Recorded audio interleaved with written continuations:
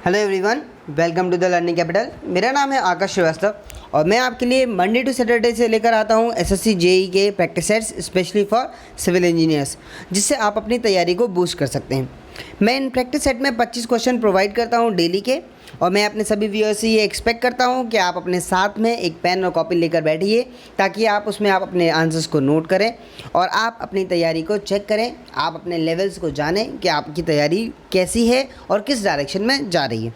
तो चलिए स्टार्ट करते हैं। स्टार्ट करने से पहले आप सबसे एक रिक्वेस्ट है कि आप वीडियो को पहले ही लाइक कर दीजिए, अपने दोस्तों के साथ शेयर करिए, उन्हें भी बताइए कि हम यहाँ पर प्रैक्टिस सेट्स आ रहे हैं डेली के और वो भी अपनी तैयारी को चेक कर सकते हैं। आप चैनल को सब्सक्राइब करिए और बेल आइकन को दबाइए ताकि वीडियो की नोटिफिकेशन आपको पहले ही मिल जाए। ठीक है, तो चलिए स्टार्ट करते हैं आज का हम ये वीडियो। क्वेश्चन नंबर 1 देखते हैं हम हमारा। क्वेश्चन नंबर 1 बोल रहा है, pycnometer is use to determine water content and void ratio. Option B is specific gravity and dry density. Option C is water content and specific gravity. And option D is none of these. आपसे पूछ रहा है pycnometer किस चीज़ को determine करने के लिए use होता है। तो पहला ऑप्शन बोल रहा है water content and void ratio, second option बोल रहा है specific gravity and dry density, third is water content and specific gravity and fourth is none of this. ठीक है, थोड़े से कन्फ्यूजिंग है, जल्दीबाजी में नहीं करना है ना, आराम से हम करेंगे।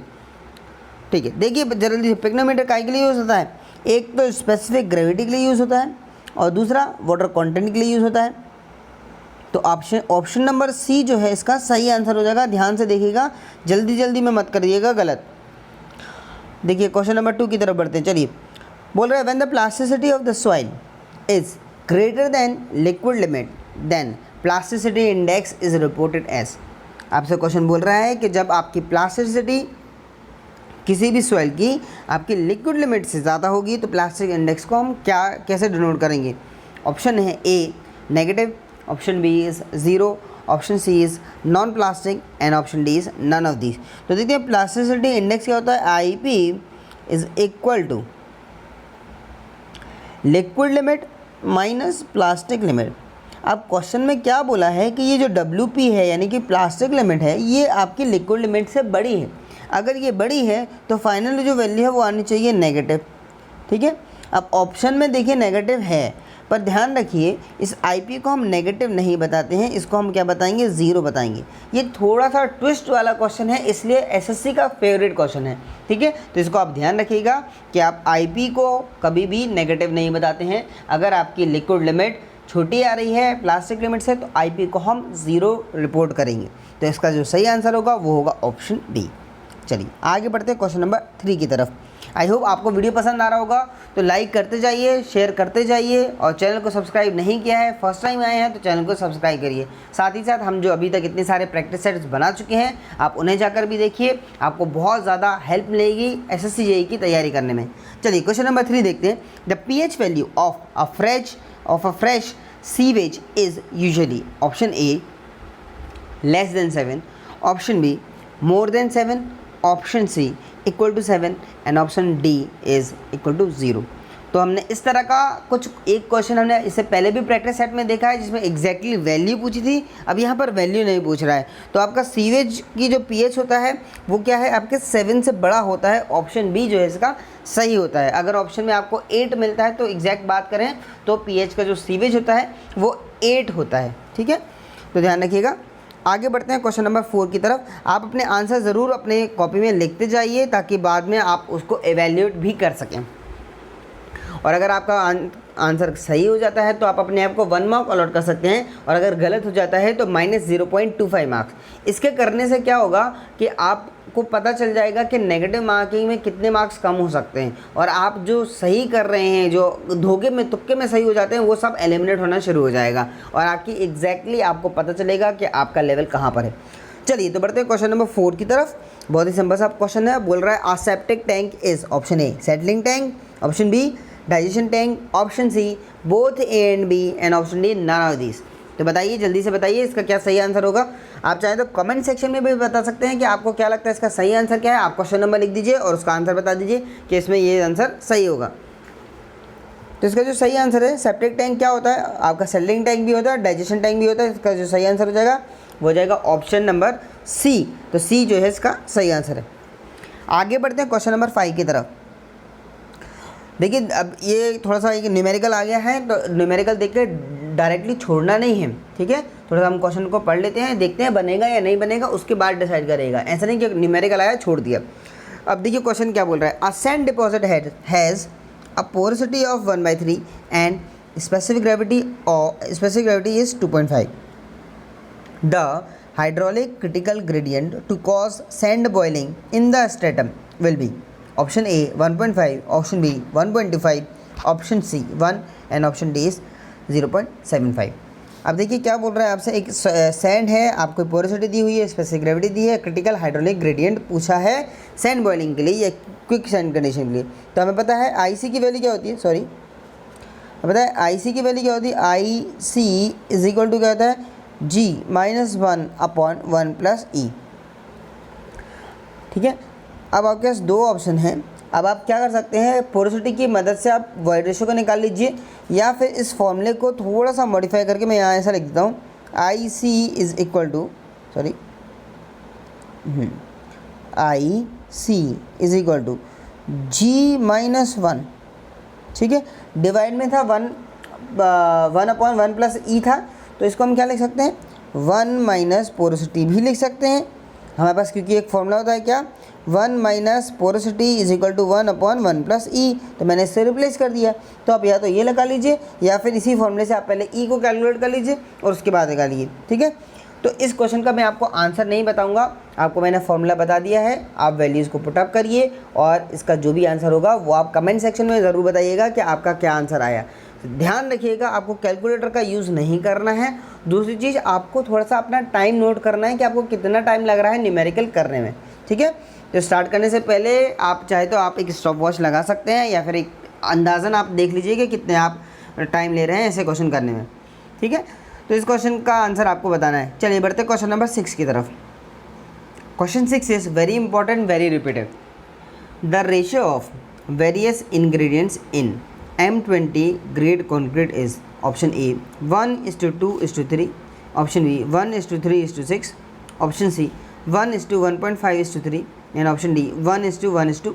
तो देखिए जो आपका कंक्रीट होता है वो कैसा होता है, C, S और A, इस तरह से आपके इंग्रेडिएंट का जो प्रोपोर्शन है वो डिसाइड करता है। तब क्या होता है 1:x:2x, ठीक है। तो पहली तो चीज़ें ऐसी देखनी है कि आपका x यहाँ है तो यहाँ पर 2x आएगा, तो जितने भी ऐसे ऑप्शन नहीं हैं उनको तो आप पहले ही एलिमिनेट कर दीजिए, ठीक है। तो अब देखिए 1:2:3 ये नहीं आ रहा, आपका इस इक्वेशन को फॉलो नहीं कर रहा, सेकंड कर रहा है, थर्ड भी कर रहा है, फोर्थ भी कर रहा है, तो ए ऑप्शन कट गया, ठीक है। अब देखिए आपका जो M10 होता है वो होता है 1:3:6, तो ये जो बी वाला ऑप्शन है ये काय के लिए, M10 के लिए, ठीक है। अब जैसे जैसे आप नीचे आएंगे वैसे वैसे चीज़ें बढ़ती जाती हैं, तो M15 होगा तो हो जाएगा 1:2:4, ठीक है। और उसके बाद M20 की बात कराए तो 20 के लिए कितना हो जाएगा 1:1.5:3, तो C जो है इसका सही आंसर हो जाएगा, ठीक है। आई होप आप लोगों को समझ में आ रहा होगा और आपको वीडियो भी अच्छा लग रहा होगा। अगर वीडियो अच्छा लग रहा है तो प्लीज़ लाइक ज़रूर कर दीजिए। आगे बढ़ते हैं क्वेश्चन नंबर 7 की तरफ। क्वेश्चन 7 है, to prevent segregation the maximum height for placing concrete is. बहुत ही सिंपल सा क्वेश्चन है। Option A 100 centimetre, option B 125 centimetre, option C 150 centimetre and option D is 200 centimetre. तो इसका सही आंसर है option A 100 centimetre. I hope सब लोगों पर बन गया होगा, बहुत ही सिंपल सा क्वेश्चन है। 100 सेंटीमीटर होती है height, maximum height placing concrete की। आगे बढ़ते हैं क्वेश्चन नंबर 8 की तरफ। While compacting the concrete by mechanical vibrator the slump should not exceed. आपसे बोल रहा है मैकेनिकल वाइब्रेटर की मदद से कंक्रीट को कॉम्पैक्ट करते वक्त स्लम्प की हाइट कितने से ज़्यादा एक्सीड नहीं करनी चाहिए। Option are A 2.5 centimetre, sorry, option B 5 centimetre, option C 7.5 centimetre and option D is 10 centimetre. आराम से ऑप्शंस को पढ़िए और चूज़ करिए।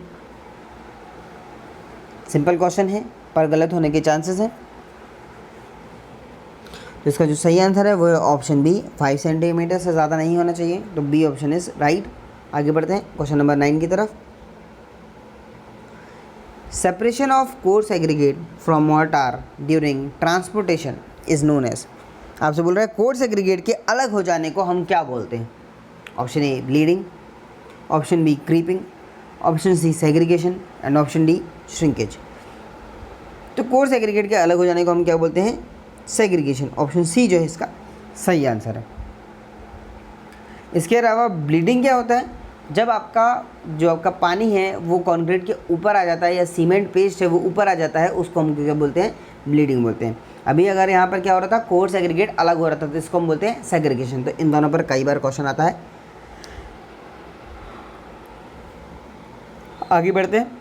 अच्छा, एक चीज़ और देख लीजिए, क्रीप का कई बार क्वेश्चन पूछता है। क्रीप किसके कारण होता है? क्रीप होता है डेड लोड के कारण, या फिर इसी को हम क्या बोलते हैं? सस्टेन लोड के कारण, या फिर कांस्टेंट लोड के कारण। ठीक है, तो आप ये याद रखिएगा क्रीप। ठीक है, आगे बढ़ते हैं क्वेश्चन नंबर 10 की तरफ। The constituent of cement which is responsible for initial setting time of cement. आपसे पूछ रहा है कि सीमेंट का वो कॉन्स्टिट्यूएंट जो इनिशियल सेटिंग टाइम के लिए रिस्पॉन्सिबल होता है वो कौन सा होता है? Option A is di calcium silicate, option B is tri calcium silicate, option C is tri calcium aluminate and option D is all of the above. आराम से आप ऑप्शन पढ़िए और चूज़ करिए, जल्दीबाजी करने की कोई ज़रूरत नहीं है।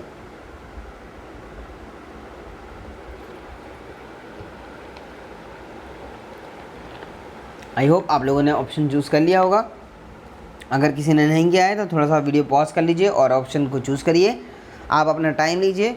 ऑप्शंस सिमिलर हैं, ऐसे क्वेश्चन गलत होने के चांसेस ज़्यादा हैं, तो ऐसे में आप थोड़ा सा टाइम ले सकते हैं। तो इसका जो सही आंसर है वो ऑप्शन सी है, ट्राई कैल्शियम एल्यूमिनेट।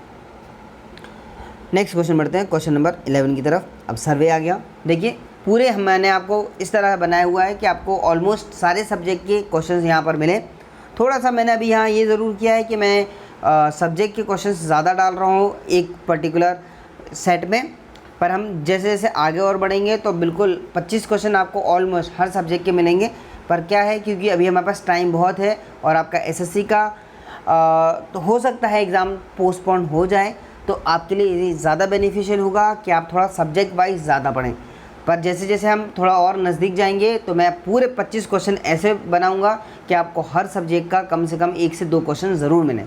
ठीक है, तो अभी देखते हैं हम question number 11। Quadratic bearing of a line is south 30 degree west, its value in whole circle bearing is. ठीक है, तो आपसे बोल रहा है कि आपकी क्या दी हुई है, साउथ वेस्ट में, ये आपका साउथ है, ये आपका वेस्ट है, और आपको बियरिंग दी है यहाँ से 30 डिग्री। अब आपसे पूछा है तो आपको क्या बताना, होल सर्कल बियरिंग। तो ये आपका 180 डिग्री और ये आपका 30 डिग्री, इनको ऐड कर दीजिए तो यहाँ आपको आंसर मिल जाएगा। आंसर क्या हो जाएगा? ऑप्शन डी जो है इसका सही आंसर हो जाएगा, 210। ठीक है, इस तरह के क्वेश्चन कई बार आते हैं एसएससी जेईई में। क्वेश्चन नंबर 12 की बात करते हैं। The accuracy of measurement in chain survey does not depend upon. आपसे पूछ रहा है कि चेन सर्वे की एक्यूरेसी किस पर डिपेंड नहीं करती। Option A length of offset, option B scale of plotting, option C importance of feature, option B layout of the chain. देखिए लेंथ ऑफ ऑफसेट पे तो डिपेंड करेगी, स्केल ऑफ प्लॉटिंग पे भी डिपेंड करेगी, फीचर की इंपॉर्टेंस पे भी डिपेंड करेगी कि आपका फीचर कैसा है। अगर आपका प्लेन है तो एक्यूरेसी अच्छी होगी, अगर आपका कुछ ऊबड़ खाबड़ टाइप का है या अप एंड डाउन वाला है तो आपकी एक्यूरेसी कम हो जाएगी। इसलिए जो इसका सही आंसर होगा वो होगा option D, layout of the chain पर नहीं डिपेंड करेगी एक्यूरेसी। ठीक है, तो लेआउट हम कैसे भी कर सकते हैं। चलिए आगे बढ़ते हैं क्वेश्चन नंबर 13 की तरफ। क्वेश्चन नंबर 13 बोल रहा है the fix of a line from 3 known points is good if. Option A middle station is nearest, option B middle station is farthest, option C either right और left station is nearest, and option D is none of these. तो आपने देखा होगा ये previous year में आया हुआ question है, थोड़ा सा अलग क्वेश्चन है, ज़्यादातर बच्चों पे ये नहीं बनता है, तो इस तरह के क्वेश्चन को आप अलग से मार्क करके रखिए कि इस तरह के क्वेश्चन भी आते हैं। तो इसका जो सही आंसर है that is option A, middle station is nearest. आगे बढ़ते हैं क्वेश्चन नंबर 14 की तरफ। क्वेश्चन 14 बोल रहा है the bubble tube parallel to the telescope of theodolite should be more sensitive since it controls. Option A vertical axis, option B horizontal axis, option C axis of bubble tube and option D is none of this. तो इसका जो सही answer है वो है option B, horizontal axis. आगे बढ़ते हैं क्वेश्चन नंबर 15 की तरफ। क्वेश्चन 15 बोल रहा है cross staff is used for. Cross staff किसके लिए यूज़ होता है? ठीक है, तो आपको याद रखना है क्रॉस स्टाफ जो होता है आपके राइट एंगल के लिए होता है, तो ऑप्शन ए जो इसका सही आंसर है। ठीक है, तो सिंपल सा क्वेश्चन था, इसलिए मैंने डायरेक्ट बता दिया आपको। आगे बढ़ते हैं क्वेश्चन नंबर 15 की तरफ। Generally wooden moulds are made from option A plywood, option B sheesham wood, option C deodar wood and option D teak wood. ठीक है, बहुत ही सिंपल सा क्वेश्चन है। क्या मैं आपको ये क्वेश्चन होमवर्क दे दूं, आप इसका आंसर पता करिए और मुझे कमेंट सेक्शन में बताइए कि आपको इसका आंसर पता चला या नहीं पता। तो इसका मैं आपको नेक्स्ट उसमें बता दूंगा। अगर ज़्यादातर बच्चों पे ये क्वेश्चन नहीं बना तो मैं आपको बता दूंगा। हालांकि सिंपल है, आपको किसी भी बुक या नोट्स में मिल जाएगा। आगे बढ़ते हैं क्वेश्चन नंबर 70 की तरफ। Good quality sand is never obtained from. Option A is river, option B is nala, option C is sea and option D is gravel. तो आपकी गुड क्वालिटी सैंड कहाँ से नहीं मिलती है? हमें सी से नहीं मिलती है। ठीक है, तो ऑप्शन सी जो इसका सही आंसर है। बहुत ही सिंपल सा क्वेश्चन है। Question number 18। The brick chimney is stable if the resultant thrust lies within the middle. Option A third, option B half, option C either of the above and option D none of these. तो इसका सही answer है option ए है, middle third से पास होती है तो आपका जो चिमनी है वो स्टेबल कहलाती है। क्वेश्चन नंबर 19 की तरफ बढ़ते हैं। In paints the pigment is responsible for.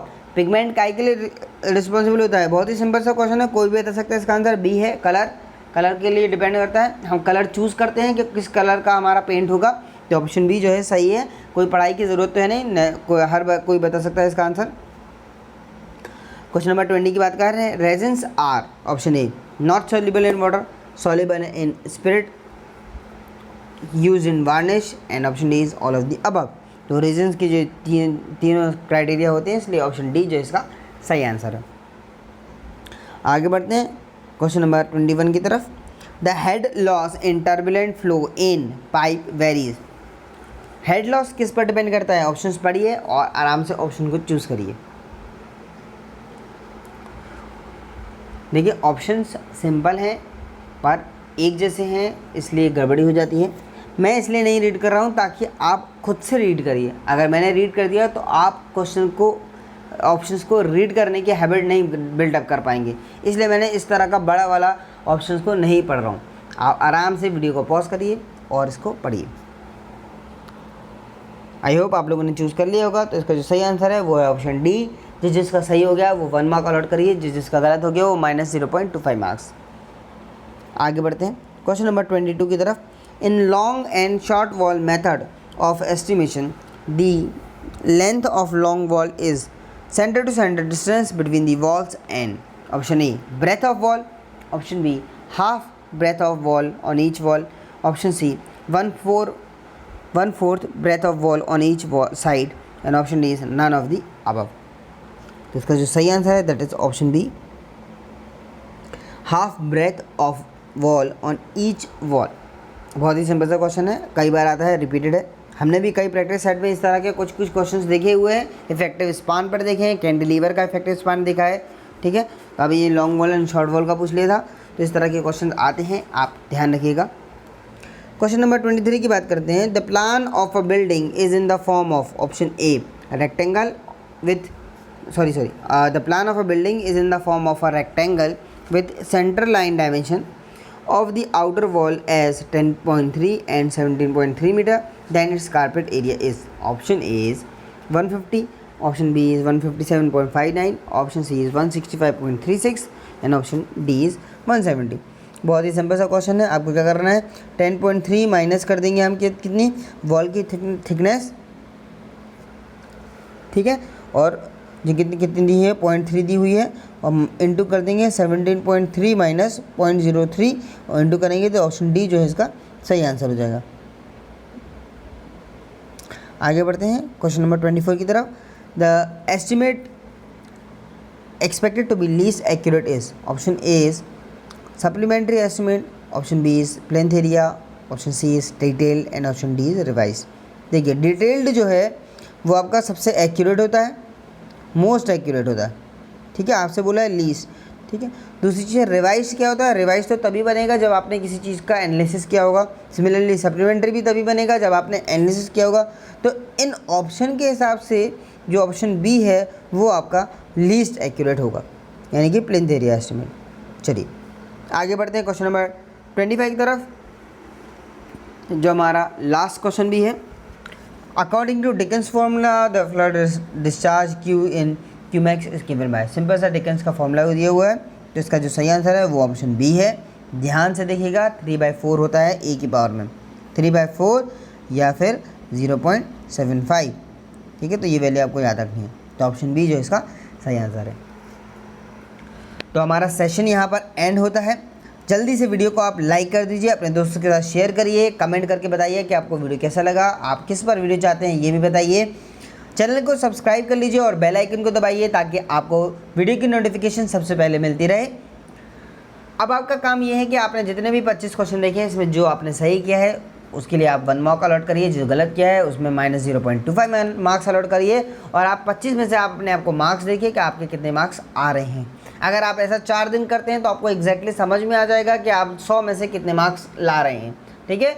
आप अपनी तैयारी को कंटिन्यू करिए, प्रैक्टिस सेट्स देते रहिए। प्रैक्टिस सेट देना बहुत बहुत ज़्यादा ज़रूरी है। अगर आप प्रैक्टिस सेट्स नहीं दे रहे हैं तो आप पढ़ते जा रहे हैं और आप सेम लेवल में फंसे हुए हैं और आप आगे नहीं बढ़ पा रहे हैं। आगे बढ़ने के लिए आपको प्रैक्टिस सेट देना ज़रूरी है, ठीक है। तो इस वीडियो को मैं यहीं एंड करता हूँ, ठीक है। ऑलरेडी बहुत टाइम हो चुका है इसमें, तो थैंक यू फॉर वॉचिंग।